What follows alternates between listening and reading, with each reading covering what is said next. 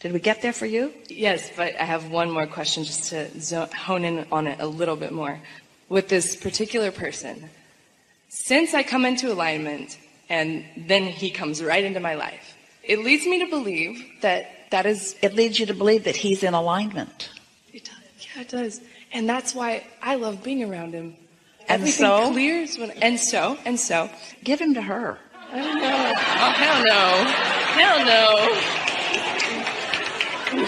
So say that again. So I'm in alignment. I'm in alignment. And he comes right in. I don't try. And this person that I adore, and I have decided to adore, regardless of if he's in my direct experience for the rest of my life, whatever distance, it's okay. I adore him, and I just want him to be happy. But I don't try. I just get into alignment, and it comes right in there. And then I get afraid because I think of societal rules about relationships and, well, maybe we should do this because that's what it looks like when people are like this. And then he's like, whoa. And then we have to lovingly go our separate ways. And so what my question is, I know there are thousands. We want to say this to you. Okay. You get to want what you want. You get in alignment, he comes, you want him to stay, you want him to commit, you want him to do whatever it is. And so you get to want what you want, but you can't contradict what you want by the condition making you not believe it. If you can continue to want what you want and not let the condition convince you that what you want isn't happening right now, then the thing that isn't happening can begin to happen. That was a really big statement. Did you hear it? Mm-hmm. You get to want what you want. But when the situation that's happening keeps you from believing what you want, then that's what goes wrong with it. I don't want to press it because I respect what he wants as well. And I've also heard you say, don't pull someone else into the vortex. Don't work too hard to pull someone else in with you. You know, if they want something else, let them. But I do want him. I do want him. You're just going to really like this so much. Okay. Sometimes, and this is what's happening here, by insisting on what you want before another is ready, and you try to pull them into the vortex, you're not pulling him into his vortex. You're pulling him out of his vortex.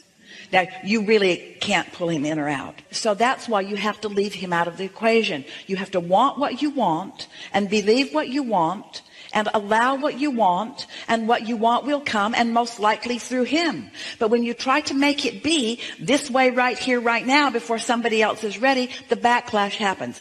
Here's why.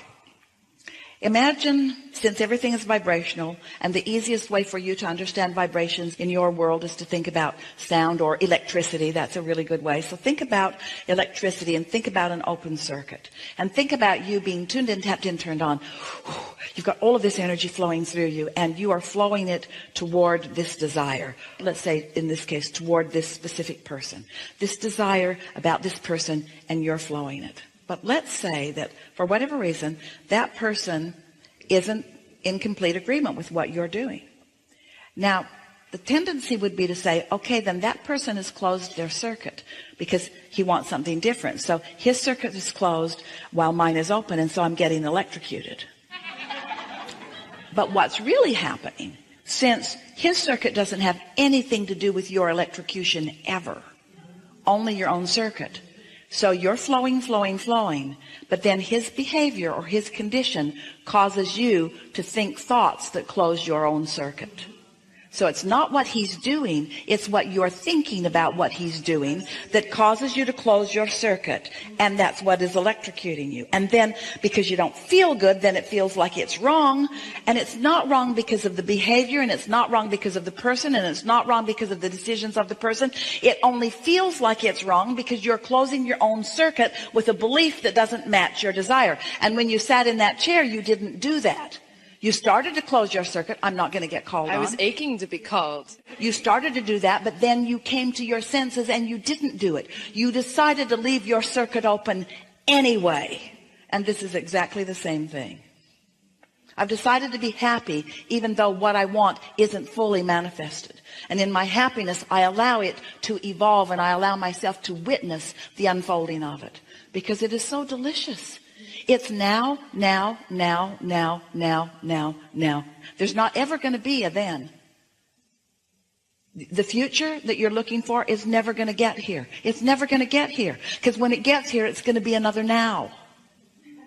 And so if you practice in your now having an open circuit, then open, open, open, open, open, open, feeling good, feeling good, feeling good, feeling good, feeling good. But if you put some sort of ruling on the way that it needs to open, then you close your circuit in the now. Mm-hmm. And then I start talking about it and take action. It's your future you're worried about. Your now is so blissful that you can't let it be. You have to kill it with your misunderstanding about the future. I have to scan for what could possibly go wrong for insurance policy. You know, I needed insurance on the relationship. So I was like, well, what if this happens? What if, and before I know it, this beautiful thing that I was having fun with starts fizzling out. And then I'm heartbroken again, you know. So if you could just hear us when we say, he's not the one closing the circuit, you are, relative to anything. And when you stop doing that, oh, then now is really delicious. And then now is really delicious. And then now is really delicious. And then now is really delicious. It also will take away your concern over ageism, because you all have equal access to now. Right now, where you converge with source energy, it's all right now. And it doesn't matter how old you are, how young you are, doesn't matter how rich you are or how poor you are, you all have equal access to this energy right here and now. So the successful happiness that you're all reaching for is all about what you decide to do with your own circuits. And we're talking about the circuit of desire and the circuit of belief. Because the desire is flowing, and if the belief is in opposition, then the feeling is that negative emotion. Ooh, you came a long way on that understanding, didn't you? Don't you love knowing that? Don't you feel sort of invincible? Doesn't it feel to you like you could do just about anything that you can convince yourself you can do? Doesn't it feel like you just like to maybe shore up some of your own beliefs by looking for evidence of these laws? Because there's not a shred of evidence to the contrary of them. Your life is rich with them. You see, more blue glass moments everywhere. Yeah. Enough? Enough. Really good. I love you, Abraham. Thank you.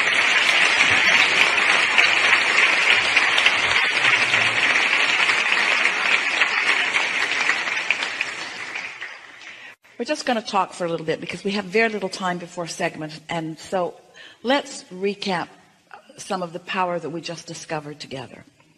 So you create your own reality, yes? And you are a vibrational being, and you are emanating a signal at all times. And the signal that you are emanating, meaning the thoughts that you are thinking, or the words that you are speaking, or the action that you are taking, whatever it is that you are focused upon, whatever it is you are talking about, whatever it is you are doing, is causing you to offer a vibration that law of attraction is matching. So you're getting back what you're giving out all the time. To be consciously aware of what it is you're giving out is such a helpful thing, but not in relationship to what somebody else wants you to give out, in relationship to what is in your vortex. Because through life, you have figured out at so many levels of your being precisely what you want. And it is rich and it is understood by your inner being, tended to. The cooperative components have been gathered, and it is your reality to which you are having a relationship. Everything that you feel is you having a relationship with what you have created, with who you really are, with what you really want. And every emotion that you feel is not about what somebody else is doing. It's not about anybody else's power, because they don't have power in your experience. Everything that you feel, whether it feels wonderful or whether it feels awful, is only about one thing, and that is your vibrational relationship with you that you have created. When you decide that nothing matters to you more than that you feel good, which means nothing matters more to me than that I'm finding a thought now that it has harmonics to what my inner being is thinking about the same subject. If happiness becomes your dominant quest, then what happens is you find yourself more often in perfect alignment with who you are, with an open circuit. And then as thoughts turn to things, you just get more and more and more ideas. We want you to feel the reality of your vibrational reality. This vortex is a real thing. And we want you to understand how far it has come, how big it is, and how important it is to you. And we want you to know that since it is big and since it is real and since it is offering a vibration, it's offering a vibrational signal that is calling you, that if you are caring about how you feel, you're being called to the wholeness of who you are. And when you are in that receptive mode and that vibration turns to a thought in your mind that feels like a desire that you can speak out loud. I want this, that decisive, I know what I want. I want a relationship and I want it soon.